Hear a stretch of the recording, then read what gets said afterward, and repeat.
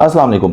DHA phase 10 में अगर आप इन्वेस्टमेंट का सोच रहे हैं और कहां पे इन्वेस्टमेंट करनी चाहिए, आपके पास क्या कुछ ऑप्शंस हैं, वो सारी चीजें आज की वीडियो में हम डिस्कस करेंगे। सबसे पहले हम आप इसमें एफिडेविट एलोकेशन फाइल्स के रेट्स को डिस्कस करेंगे, फिर इसकी बैलेटिंग के बारे में बताएंगे, फिर आपको ये बताएंगे कि इस वीक में जो है प्राइजेस डिक्रीज हुई हैं या इंक्रीज हो रही हैं। तो ये सारी चीजें आज की वीडियो में हम डिस्कस करने वाले हैं। सबसे पहले मैं एफिडेविट फाइल्स की आपको बता दूं, इतनी ज्यादा फाइल्स अवेलेबल नहीं है।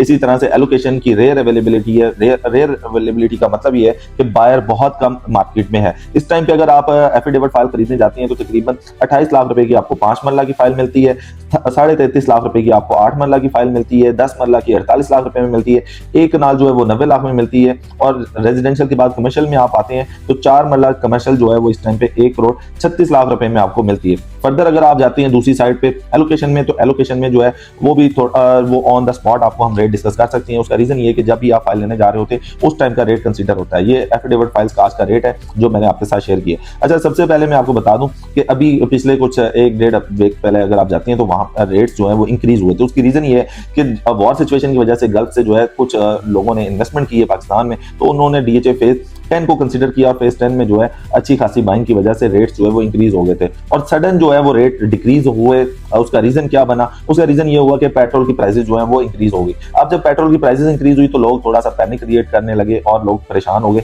कि कैश इन हैंड होना चाहिए, सिचुएशन किसी भी तरह से चेंज हो सकती है, तो इसलिए लोगों ने इन्वेस्टमेंट करना छोड़ दी और जो प्राइसेस हैं वो थोड़ा डिक्रीज हुई और डिक्रीज होकर दोबारा उस अपने एक्चुअल प्राइसेस पे आ गई जिस पे उनको एग्जिस्ट करना चाहिए। दूसरे साइड पे अब देखते हैं कि यहाँ पे जो लोग इन्वेस्ट कर रहे हैं वो शॉर्ट टर्म के लिए इन्वेस्टमेंट कर रही है, लॉन्ग टर्म के लिए इन्वेस्टमेंट कर रहे हैं। अच्छा, सबसे पहले तो सवाल ये आता है कि एफिडेविट फाइल खरीदनी चाहिए, एलोकेशन फाइल खरीदनी चाहिए। मैं सबसे पहले आपको बता दूं, लैंड ओनर से जब आपके नाम पे फाइल ट्रांसफर हो रही होती है उसको एफिडेविट फाइल कहते हैं। जो ऑलरेडी किसी के नाम पे एग्जिस्ट कर रही हो वो एलोकेशन फाइल होती है जिसमें आप सेकंड ओनर बन रहे होते हैं। लैंड ओनर से जब आप फाइल खरीद रहे होते हैं तो वो आप फर्स्ट ओनर होते हैं, उसको हम एफिडेविट फाइल कहते हैं। और एलोकेशन फाइल वो होती है जिस जो ऑलरेडी किसी के नाम पे एग्जिस्ट कर रही होती है और आप उसको अपने नाम पे ट्रांसफर करवा रहे होते हैं। अब दोनों में जो है जो ट्रांसफर एक्सपेंस है उसका डिफरेंस होता है, तो वो चीज आप हमारे साथ कॉल पे डिस्कस कर सकते हैं। अब आते हैं हम दूसरी साइड पे कि इसकी बैलेटिंग। डीएचए लाहौर की तरफ से अभी तक ऑफिशियल कोई ऐसी अनाउंसमेंट नहीं आई है जिससे हम ये चीज आपको बता सकें डीएचए फेज 10 की बैलेटिंग होने जा रही है, डीएचए फेज 10 में कुछ डेवलपमेंट होने लगी है। हाँ, ये जरूर है कि डीएचए फेज 10 से रिगार्डिंग प्लानिंग चल रही है।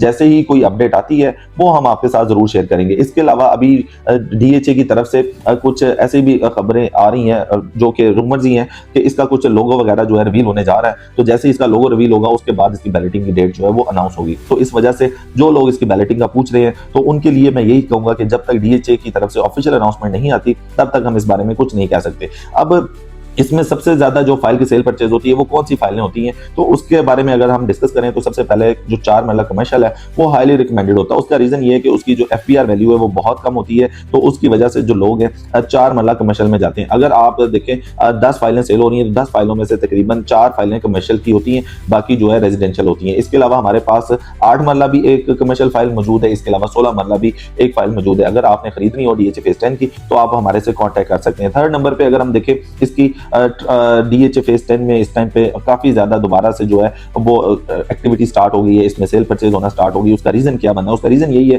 कि वॉर सिचुएशन की वजह से गल्फ की जो हालत है इसकी वजह से लोग जो है लाहौर डीएचए में ओवरऑल कहीं पे भी आप देख लें वहां पे इन्वेस्टमेंट करने के लिए आ रहे हैं। अगर डीएचए लाहौर की स्पेशली मार्केट की बात करें तो डीएचए फेज 9 प्रिज्म में अच्छा खासा काम देखने को मिलेगा आपको, डीएचए फेज 9 टाउन में भी, डीएचए फेज 7 में भी। इसके अलावा डीएचए फेज 10 में अगर फाइलों की हम बात करते हैं तो फाइलों की ऑप्शन आपके पास डीएचए फेज 10 रह जाती है, क्योंकि बाकी अगर डीएचए के दूसरे फेजेस की बात करें वहां पे on ground minimum maximum price का प्लॉट आपको मिल जाता है। आपको एक उम्मीद है कि वहां पे ये रेट एग्जिस्ट होने वाला है, क्योंकि ये प्राइजेस फेज 10 की जो है वो मैक्सिमम से मिनिमम की साइड पे आई है और लोअर बॉटम पे आई हुई है। तो लोअर बॉटम पे आपको हमेशा बाइंग करना चाहिए। तो इसलिए हम आपको रिकमेंड करते हैं कि अगर आप डीएचए फेज 10 में किसी भी तरह की सेल परचेज करना चाह रहे हैं तो आप इस टाइम पे एंटर हो सकते हैं, क्योंकि दो तरह की मार्केट होती है, एक सेल करने वाली मार्केट होती है, एक परचेज करने वाली मार्केट होती है। तो इस टाइम पे अगर आप परचेज करते हैं तो ये आपकी बेहतरीन इन्वेस्टमेंट होगी, सेफ इन्वेस्टमेंट होगी, तो आप इसमें एंटर हो सकते हैं। तो डीएचए फेज 10 में किसी भी तरह की सेल परचेज के लिए आप ग्रैंड प्रॉपर्टीज के प्लेटफॉर्म से